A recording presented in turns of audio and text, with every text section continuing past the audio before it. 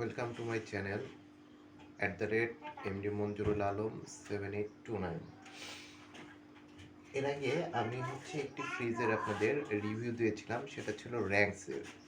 আজকে আমি আপনাদের ওয়ালটনের একটা ফ্রস্ট ফ্রিজের রিভিউ দেব। হ্যাঁ, এটাতে আসলে কেমন আইস জমে, হ্যাঁ এটা কেমন টেকসই হয়, এটাতে খাবার কেমন থাকে। বিশেষ করে ফার্স্ট ফ্রিজগুলোর যে প্রবলেমটা প্রচুর আইস জমে। তো ওয়ালটন ফ্রিজে আসলে কেমন আইস জমে এটাই আজকে দেখানোর চেষ্টা করব। তার আগে আপনাদের ছোট্ট একটা ইনফরমেশন দিয়ে রাখি। আপনারা হয়তো এই স্টারের এই বিষয়গুলো মনে হয় জানেন না। হ্যাঁ, যে অনেকটাতে দেখবেন 1 স্টার, 3 স্টার, 5 স্টার এইভাবে স্টার দেওয়া থাকে। তো সবসময় চেষ্টা করবেন 5 স্টারগুলো কেনার জন্য। হ্যাঁ, 5 স্টারগুলো একটু বেশি ভালো হয়। তো এখন আমি আপনাদের খুলে আপনাদের ডিপ যেটা, এটা 50-50 ডিপ এবং 50% নর্মাল। তো আমি আপনাদের আগে ডিপটা দেখানোর চেষ্টা করব। এটা উপরে ডিপ। তো আপনাদের খুলে দেখাই, এটা ডিপ। তো একটু ক্যামেরাটা একটু কাছে নিয়ে আসুন।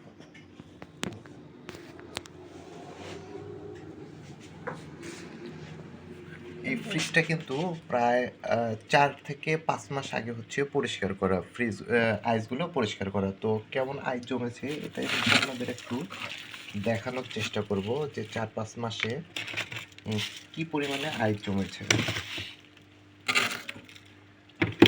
এই যে দেখুন, এটা আইসের অবস্থা। হ্যাঁ, এই 4-5 মাসে এতটুকু পরিমাণে আইস জমেছে। আর আমি আপনাদের র্যাঙ্কসের একটা দেখাইছিলাম, আমার চ্যানেলেই পাবেন, ওইটাতে দেখবেন কি পরিমাণে আইস জমেছিল।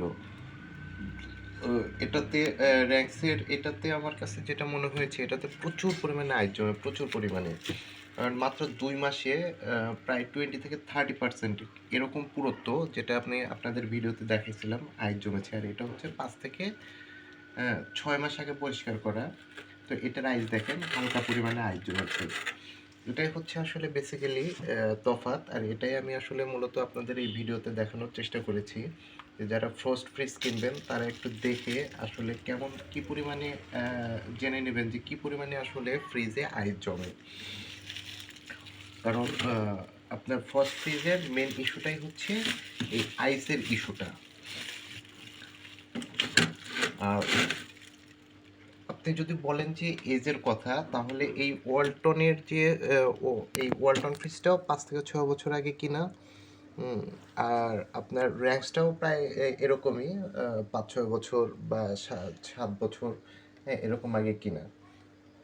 তো এই আপনার দুইটা ফ্রিজের তফাৎ। আর এটার যদি আমি নর্মালটা আপনাদের দেখানোর চেষ্টা করি,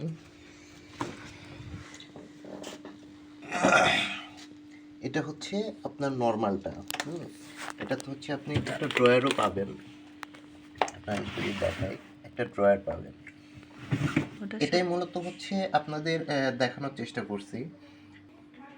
তো আমি আপনাদের একটাই পরামর্শ দেব, যদি আপনারা যদি ফার্স্ট ফ্রিজ কিনেন, ফার্স্ট ফ্রিজের যেটা হয় কি, আপনার ড্রয়ার সিস্টেম পাবেন অনেকগুলো, এরকম ড্রয়ার থাকবে।